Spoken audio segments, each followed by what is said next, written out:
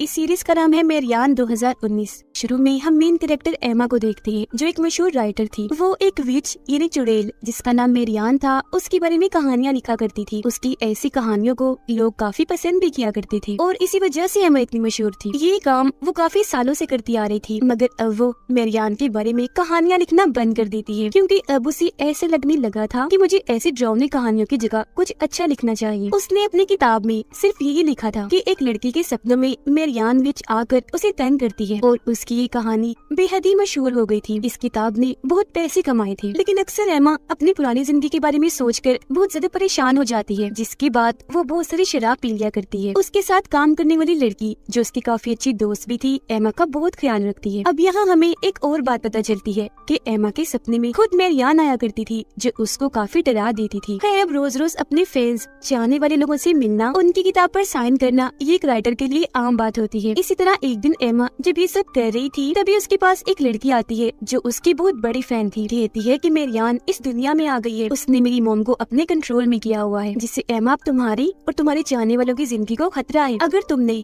Marian के बारे में लिखना बंद कर दिया तो सब मारे जाएंगे। यहाँ पर नोट करने वाली बात ये थी कि इस लड़के की माँ ही एमा को सपने में डरा रही थी, यानी कि मेरियान की आत्मा उसके अंदर थी। फिर इन बातों पर एमा को यकीन नहीं आता, इसलिए वो लड़की खुद अपनी जान ले लेती है अपनी बात को सही साबित करने के लिए और साथ ही एक लॉकेट छोड़ती है ये कहकर कि ये मेरी मॉम को दे देना। इस हादसे के बाद एमा को अपने मॉम डैड की फिक्र हुई। अपने घर फोन करती है पर कोई भी फोन नहीं उठाता क्योंकि वो कई सालों से अकेली रह रही थी, घर नहीं गई। इस बात को लेकर अब वो थोड़ा परेशान हो जाती है। अपने साथी को लेकर अपने टाउन जाती है जहाँ पर उसके मॉम डैड सही सलामत थे। वो उनके साथ रात गुजारती है और अगली सुबह उस फैन की मॉम से मिलने जाती है जिसने अपनी जान ले ली थी। यहाँ आकर एमा को पता चला कि सच में उस लड़की की मॉम के अंदर मेरियान की आत्मा है जो एमा से कहती है कि तुम्हें मेरे बारे में लिखते रहना होगा। अगर तुमने ऐसा ना किया तो अच्छा नहीं होगा, मैं तुम्हारे मॉम डैड को मार दूंगी। अब यहाँ एमा की मुलाकात अपने बचपन के दोस्तों से होती है जो काफी सालों बाद एमा से मिल रही थी। इन चारों दोस्तों से एमा को बहुत प्यार था, खास तौर पर अपने एक मेल फ्रेंड से जिसकी अब शादी हो गई थी। फिर एमा अब कुछ नहीं लिखती, इसीलिए उसके मॉम डैड गायब हो जाते हैं जो मेरियान का ही काम था। काला जादू करके मेरियान की आत्मा सभी लोगों को अपने कंट्रोल में किया करती थी। यहाँ हमें एक चमड़ी से बनी पोटली भी दिखाई जाती है जिसका मतलब ये था कि वो जहाँ पर भी होगी सबको अपने कंट्रोल में करती रहेगी। एमा अब फिर से अपनी कहानी लिखना शुरू करती है और जो भी वो लिख रही थी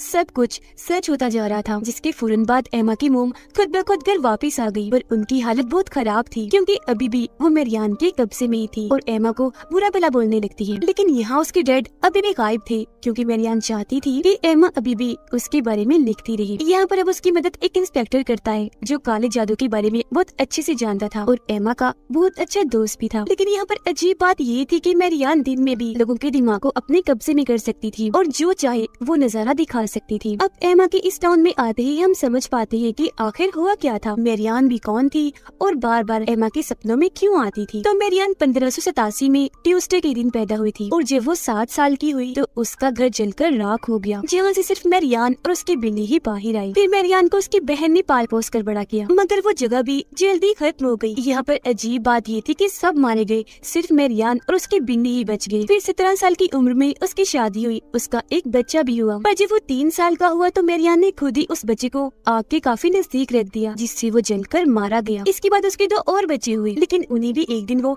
घने जंगल में ले गई। लेकिन जब वापस आई तो उसके साथ उसके बच्चे नहीं थे, वो अकेली थी, जिसका मतलब था कि उन्हें भी मेरियान ने मार दिया होगा। आकर उसने बहुत ही खतरनाक काम किया, उसने अपने हस्बैंड का गला काट दिया और शैतान के सामने उसके साथी डीमन से शादी कर ली। यानी कि मेरियान शुरू से ही काले जादू जैसे काम किया करती थी, मगर फिर उसे प्रीस्ट और कुछ लोगों ने पकड़ लिया क्योंकि उस जगह पर बहुत सारे बड़े और बच्चे मारे गए थे। फिर सबने मिलकर उस पर क्रॉस वाला कपड़ा लगाकर उसे लटका दिया, मगर मेरियान का कहना था कि मैं कभी हार नहीं मानती, आने वाले वक्त में मैं दोबारा आकर तुम लोगों और तुम्हारे बच्चों को तंग करूंगी क्योंकि मैं खाली हाथ कभी नहीं जाती, हमेशा अपने साथ कुछ न कुछ लेकर जाती हूँ। तो अब उसे 15 फीट जमीन के नीचे दबा दिया गया और उसने जो डीमन से शादी की थी वो एग्रीमेंट भी साथ दफन कर दिया ताकि उसे जलाया जा सके।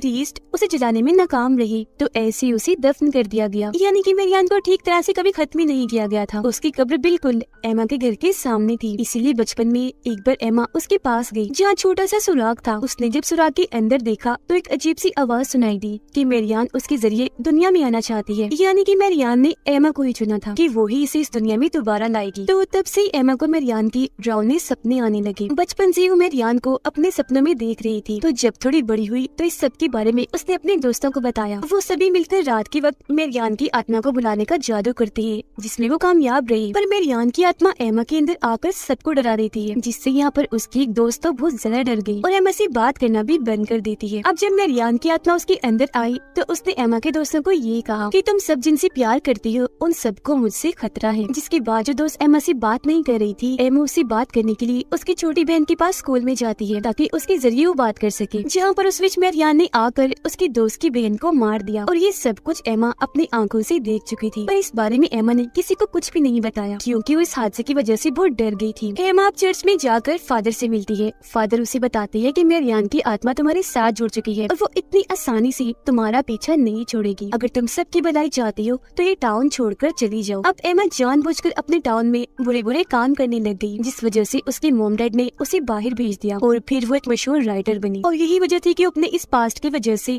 हर वक्त शराब के नशे में और परेशान रहा करती थी। अब कहानी दोबारा आ जाती है मौजूदा वक्त में। एमा को आज तक अपनी दोस्त की बहन की मौत का गम अंदर से खाए जा रहा था। यहाँ पर हैरान करने वाली बात ये थी कि मेरियान की आत्मा पिछले 15 सालों से एमा के पीछे पड़ी हुई थी, उसे डरा रही थी। एमा का किताब लिखना और उस कहानी में जिस लड़की के बारे में लिखा वो और कोई नहीं बल्कि खुद एमा थी। ये सब बातें एमा सोचकर नहीं लिखा करती थी, बल्कि ये सब कुछ उसके सपने थी जो उसने कहानियों के रूप में लिखी थी। अब एमा उस फैन लड़की की मोम के पास जाती है और उन्हें मारने की कोशिश करती है क्योंकि उनके अंदर मेरियान की आत्मा थी। पर एमा का जो इंस्पेक्टर दोस्त था वो उसे ऐसे करने से मना करता है। फैन लड़की की मोम के अंदर मेरियान की आत्मा एमा से कहती है कि अगर तुमने मेरे बारे में किताब ना लिखी तो तुम्हारे मोम डैड मर जाएंगे। और होता भी बिल्कुल ऐसा ही है। एमा जब घर जाकर देखती है तो उसकी मोम मर चुकी थी। तो उस लड़की की मोम को जाकर वो दोबारा मारने की कोशिश करती है, पर इस बार उसे एमा की साथी बचा लेती है, जिससे अब मेरियान की आत्मा उस औरत के जिस्म से जा चुकी थी और जाते जाते वो एमा की साथी को भी नुकसान पहुंचा के जाती है। इंस्पेक्टर को एमा की डेड मिल गई थी, वो उन्हें हॉस्पिटल लेकर जाता है। यहाँ पर हमें एक और बात पता चलती है कि मेरियान जब किसी के जिस्म में आकर वापस जाती है तो वो उस इंसान के जिस्म से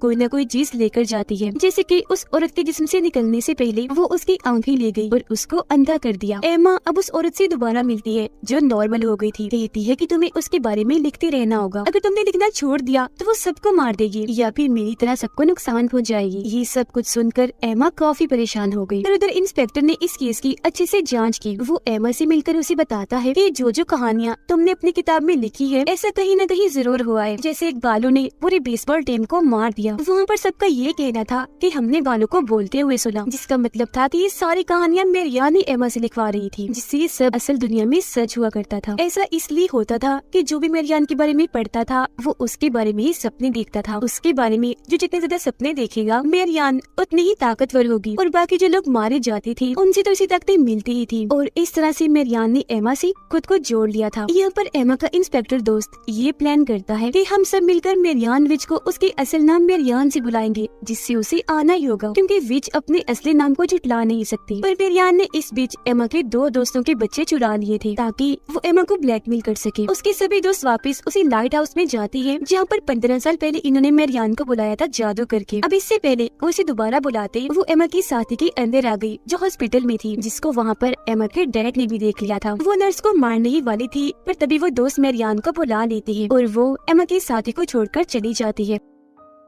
इन सब का प्लान ये था कि जब वो यहाँ पर आएगी तो ये लोग उसकी आत्मा को डॉग के अंदर कैद करके कहीं पर बांध देंगे ताकि वो और किसी को नुकसान ना पहुँचाए। पर मेरियान बहुत चालाक थी, वो इंस्पेक्टर के अंदर आकर उसे ही मार देती है और साथ ही एमा की एक और दोस्त को भी। अब एमा के सभी दोस्त यही चाहते थे कि वो मेरियान के बारे में लिखती रहे ताकि सबकी जान बच जाए। इसी रात जब एमा घर थी तो उसका वो मेल फ्रेंड आता है जिससे वो प्यार करती है और ये दोनों एक साथ रात गुजारती है। पर जब सुबह होती है तो वहाँ पर कोई भी नहीं था। तभी बेल बजती है। जब एमा जाकर देखती है तो दरवाजे पर चर्च के फादर थे, जिसको क्रॉस का निशान दिखाते हैं, जिससे एमा डर गई थी। वो फिर उसे मारने लगी, जिससे एमा के मुंह से खून आने लगा। वो जल्दी से अपने कमरे में चली जाती है, क्योंकि उसके कानों में फादर जो मंत्र कह रही थी वो उसे सुने नहीं जा रही थी। फादर देखती है कि उसने एक और कहानी लिखी है जो उसे नहीं लिखनी चाहिए थी। फादर उसे बताते हैं कि आज ट्यूसडे है और फिर से मेरियान ने जन्म लिया है और वो तुम हो एमा, तुम्हारे जिस्म में मेरियान है। पर वो तो इस बात को मानने से इनकार कर देती है। मगर जब फादर उससे ये पूछते है कि तुम मेरियान हो तो वो हाँ बोल देती है। एमा के अंदर आई मेरियान की आत्मा फादर को भी नुकसान पहुंचाती है, फादर की एक पाँव पर गोली मारकर। पूरी कहानी में हमें यही दिखाया गया है कि जिसके भी जिस्म में मेरियान होगी वो इस बात को नहीं जुटला सकता कि वो मेरियान नहीं है। एमा को खुद भी ये बात पता चल गई थी कि उसके अंदर मेरियान की आत्मा आ चुकी है, जो अब उसे अपने साथ हेल